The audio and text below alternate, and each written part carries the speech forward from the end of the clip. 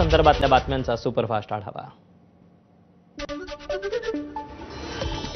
देशातला सर्वात उंच गणपती अशी ओळख असलेल्या हैदराबादच्या खैरताबादच्या महागणपतीची मिरवणूक यंदाची मूर्ती ही 69 फूट आणि रुंदी त्याची आहे 28 फूट इतकी। मातृभूमीपासून हजारो किलोमीटर दूर असलेल्या मलेशियात देखील गणेशोत्सवाचा जल्लोष। वाशिम जिल्ह्यातील मंगरुळपीरचे मोहित दुबे आणि तेथील भारतीय नागरिकांनी पारंपरिक पद्धतीनं घरगुती बाप्पाचं विसर्जन केलं। जालन्यात घरगुती बाप्पाला भक्तिमय वातावरणात निरोप। महानगरपालिकेकडून मोती तलावात उभारलेल्या विसर्जन कुंडात लाडक्या गणरायाचं विसर्जन।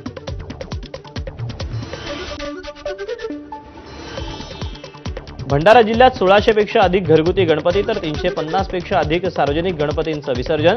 गणपती बाप्पा मोरया पुढच्या वर्षी लवकर याच्या घोषणेनं परिसर दुमदुमला।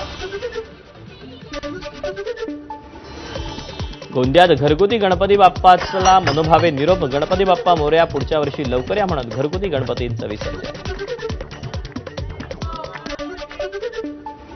परभणीत भक्तिमय वातावरणात गणरायाला निरोप। शहरातील जलशुद्धीकरण केंद्रावरील कृत्रिम तलावात गणेशाचं विसर्जन। आतापर्यंत जवळपास 350 अधिक गणपतींचं विसर्जन।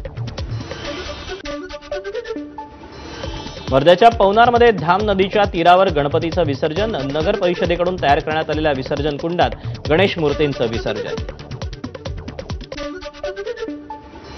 भिवंडी शहरात गणेश विसर्जनाच्या मिरवणुकीत भक्तांची मोठी गर्दी। परोपकार संस्थेच्या वतीनं मुंबई, ठाणे, भाईंदर तसेच भिवंडी परिसरात 5 ते 5.5 लाख वडापावचं मोफत वितरण।